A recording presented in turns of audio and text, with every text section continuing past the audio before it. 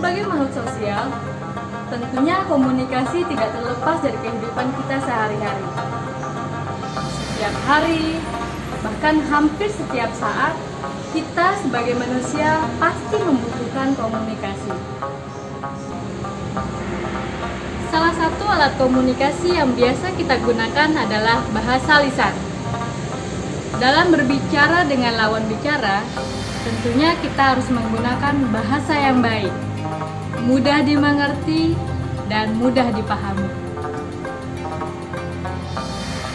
Rasulullah SAW telah memberikan contoh yang baik bagaimana cara berbicara yang sopan terhadap lawan bicara kita. Dalam berbicara dengan lawan bicara pun, kita harus memiliki tata krama yang baik, tutur kata yang baik dengan bahasa yang sopan. Jangan sampai bahasa yang kita gunakan itu membuat hati orang lain menjadi sakit, atau timbul permasalahan dengan kesalahpahaman, atau bahkan hingga merusak hubungan yang tadinya baik menjadi permusuhan.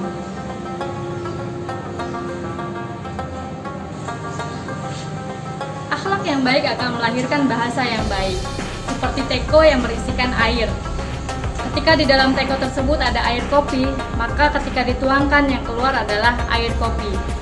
Jika di dalam teko tersebut ada air teh, maka yang dituangkan adalah air teh. Sama seperti manusia, ketika kita berakhlak baik, maka bahasa yang kita lontarkan akan selalu baik dan sopan.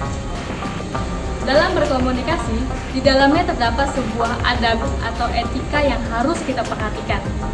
Apabila adab tersebut tidak kita laksanakan dengan baik, bisa saja ketika kita berkomunikasi akan menimbulkan sebuah kesalahpahaman, pertengkaran, atau hal-hal lain yang tidak kita inginkan.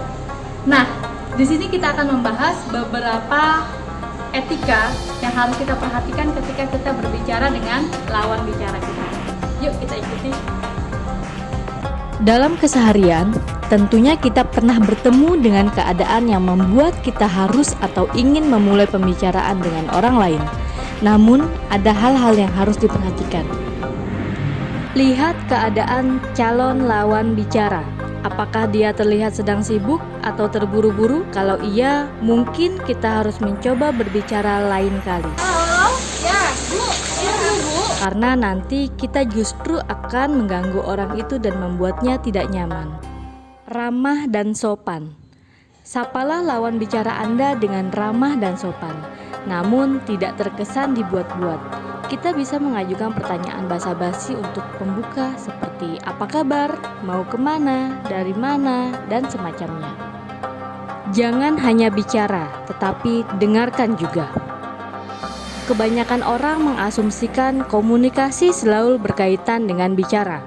Padahal tidak hanya itu.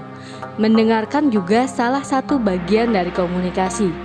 Dan hal ini sangat penting untuk dilakukan. Ketika kita terlalu sibuk bicara dan tidak memperhatikan apa yang diucapkan lawan bicara, kita seperti tidak menghargainya. Tatap mata lawan bicara. Hal yang pertama harus dilakukan adalah menatap lawan bicara kita. Jangan sampai kita malah melihat ke arah yang lain dan membuat lawan bicara terganggu atau merasa tidak diperhatikan. Jaga intonasi dan kecepatan bicara. Bicaralah dengan suara yang stabil, tidak terlalu pelan atau terlalu tinggi. Keduanya bisa menyebabkan orang salah mengerti dan tidak paham apa yang kita bicarakan. Selain itu, bicaralah dengan kecepatan normal supaya dapat disimak dengan baik. Lontarkan pertanyaan atau pernyataan. Sekali lagi, jangan hanya sibuk bicara dan tidak menyimak apa yang dibicarakan lawan bicara kita. Dengarkanlah dengan baik apa yang dikatakan lawan bicara dan sahutilah dengan melontarkan pertanyaan atau pernyataan. Perhatikan gaya tulisan dan tanda baca. Karena komunikasi lewat media kebanyakan mengandalkan tulisan. Kita harus lebih berhati-hati dengan gaya bahasa yang kita tulis. Apakah sudah tepat atau seperti orang marah? Selain itu, penggunaan tanda baca juga sangat penting, terutama tanda seru. Atur intonasi jika menelpon. Menelpon memang terdengar suara, namun mimik dan ekspresi wajah tidak dapat terlihat. Karena itu, kita perlu mengatur intonasi suara ketika kita sedang menelpon. Pikirkan apa yang ingin ditulis. Komunikasi lewat media memungkinkan kita untuk berpikir sedikit lebih lama mengenai apa yang akan kita komunikasikan. Gunakan kesempatan itu untuk mengkomunikasikan hal-hal dengan lebih baik dan menyortir kalimat yang tidak patut.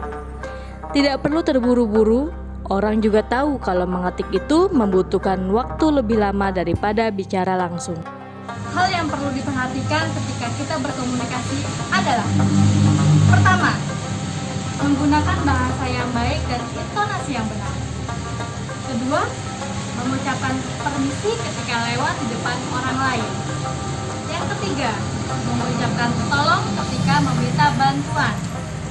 Yang keempat, mengucapkan terima kasih ketika kita telah mendapat bantuan. Yang kelima, ucapkan maaf ketika kita melakukan kesalahan. Yang keenam, kita harus hormat kepada orang yang lebih tua. Dan yang ketujuh, kita tidak boleh menyela orang yang sedang berbicara. Demikianlah beberapa adab yang harus kita perhatikan dalam berkomunikasi. Banyak manfaat dari materi ini, salah satunya adalah kita bisa menjalin komunikasi yang baik dengan orang lain. Yang kedua, kita bisa memahami apa yang dikatakan orang lain. Yang ketiga, kita bisa diterima oleh khalayak masyarakat. Dan yang terpenting adalah kita bisa menjalin komunikasi yang baik dengan orang lain. Demikian materi adab berkomunikasi yang harus kita perhatikan.